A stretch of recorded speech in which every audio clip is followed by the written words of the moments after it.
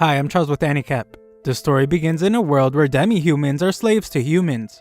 Our protagonist Banaza is nice to the demi-humans, but he is hated by the humans because of it.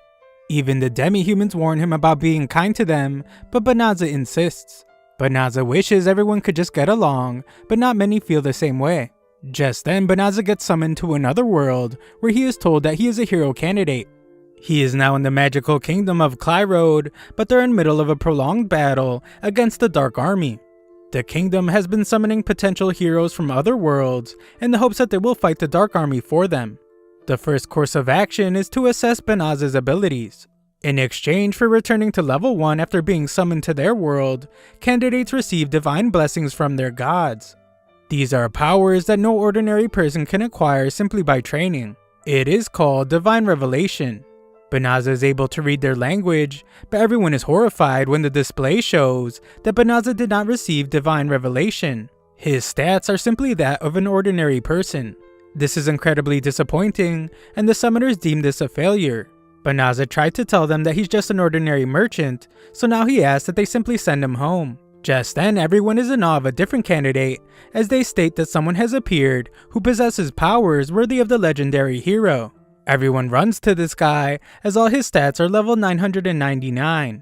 They deem him their savior, and they beg that he fight for them. Banaza would just like to go home, but his words go unheard. He tries to think of a way to have them send him home, but the king is busy declaring that the blonde guy will be their hero.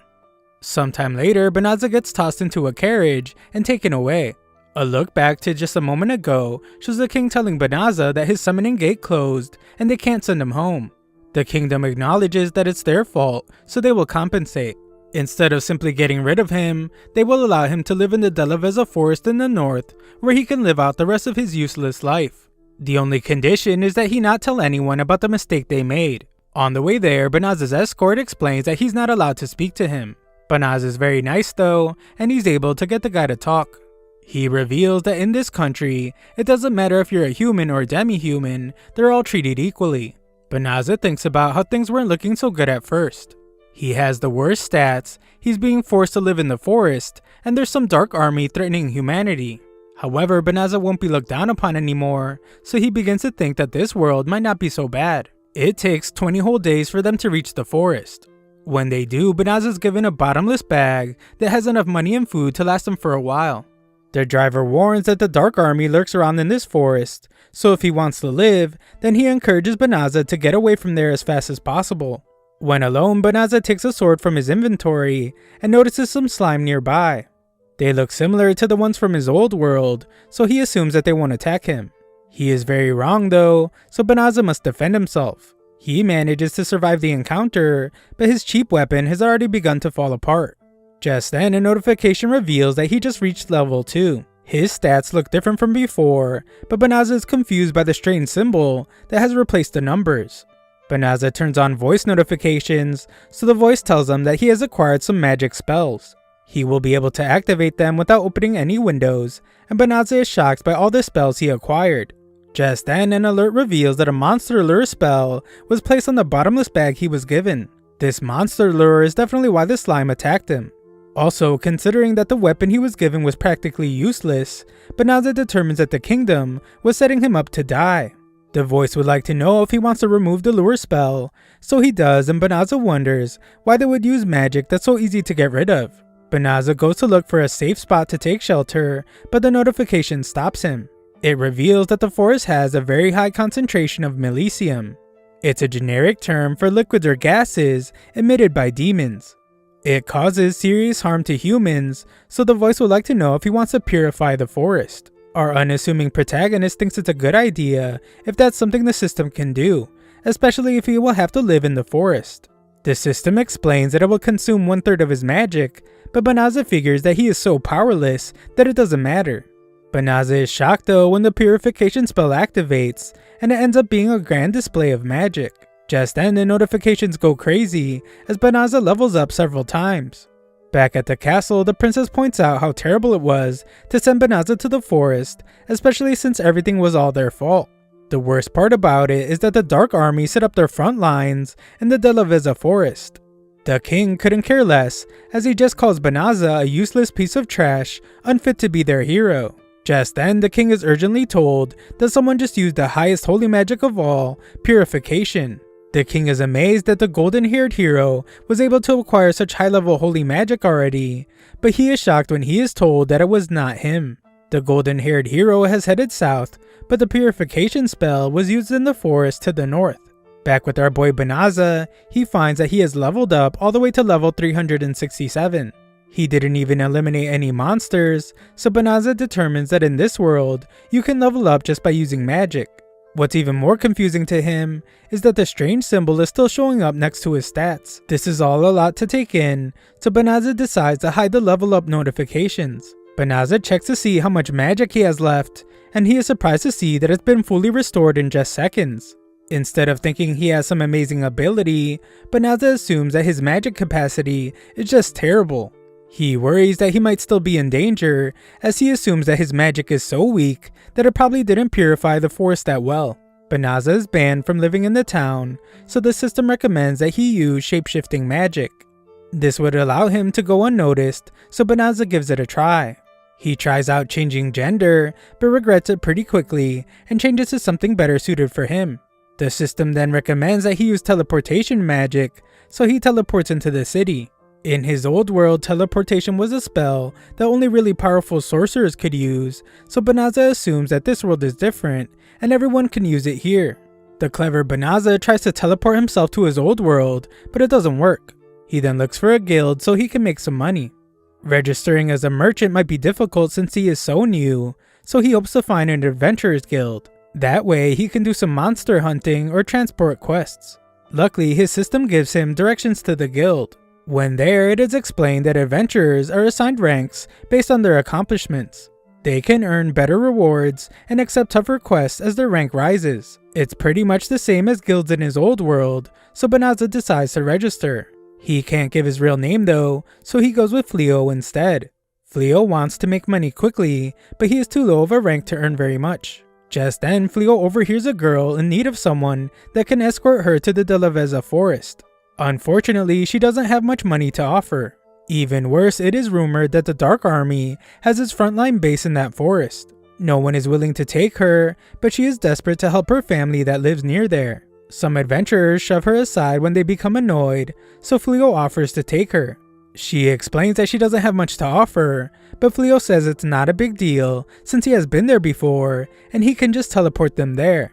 Everyone is absolutely shocked to hear him say that he can use teleportation magic, but they don't believe he can use such a rare ability and they just think he is lying. The clueless Fleo is surprised that it's not a beginner spell, especially since it didn't even use that much of his mana. Just then, one of the royal knights named Balarosa demands that he get away from the girl. She declares that Fleo doesn't look like a skilled enough sorcerer to use such an advanced spell, so she is suspicious of him. Her group is just as skeptical, and they all accuse him of planning to do something devious. Fleo realizes that he can't afford to cause any suspicion, so he offers to take them all with them.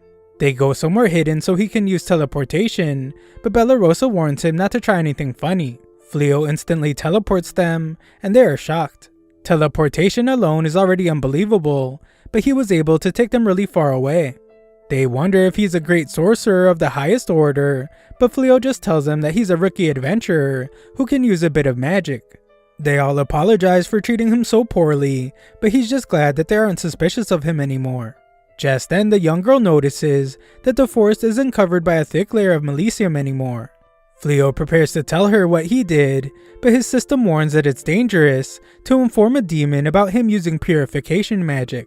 Fleo is confused by the mention of a demon, but Balarosa and her group aim their weapons at the little girl.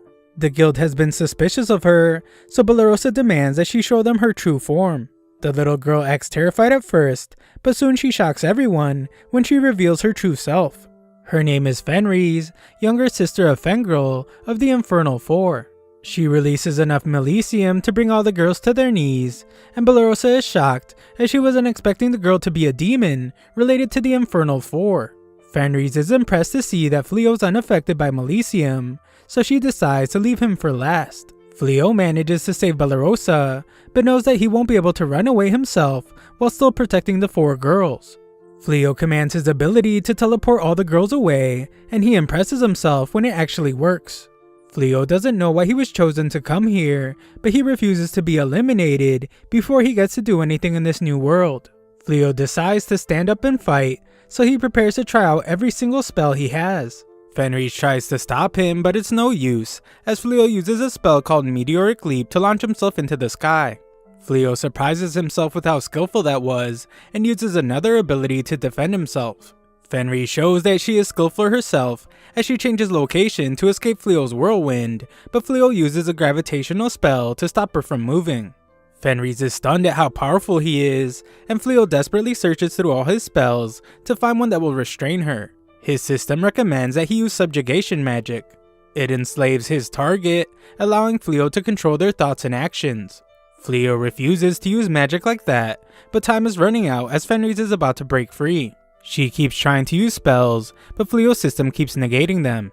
It's only a matter of time before she breaks loose, so the system once again recommends that he use subjugation magic. It keeps telling him to do it, so Fleo keeps refusing, because he just came to this world and he doesn't want to bring that kind of corruption from his previous world. Just then, Fenris concedes that she doesn't have the magic to break free, and just tells Fleo to end her life. Fleo refuses to do it as he explains that he doesn't even like fighting in the first place. Fenris is shocked when he frees her, so she points out that she is a warrior of the demons who does battle with humans. Fleo explains that he doesn't care if someone is human or demon, he just doesn't like eliminating someone that has already surrendered. Fenris is shocked by his kindness, and she undoes her beast transformation to revert back into a human. Fleo offers to let her go, but he wants her to promise that she won't hurt any more humans. He checks his bottomless bag for some clothes for her, but her magic is depleted and she falls asleep. That night, Fleo looks at all the different types of magic he has. He thinks about how people were in disbelief to hear that he could teleport, and Fleo wonders why he has such powerful magic.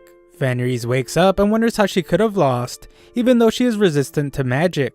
She realizes that Fleo healed her while she was sleeping, and points out that other people would have eliminated her and skinned her. Fleo didn't, so she promises never to fight humans ever again. Furthermore, Fleo demonstrated such immense power that she has decided to acknowledge him as her master. She vows to dedicate her life to repaying him, but Fleo says it's okay. She doesn't back down, and even offers to willingly be his slave. Fleo refuses to own any slaves, but she determines that if she can't serve him, then there's nothing left to live for. Fleo stops her and gives in, allowing her to follow him.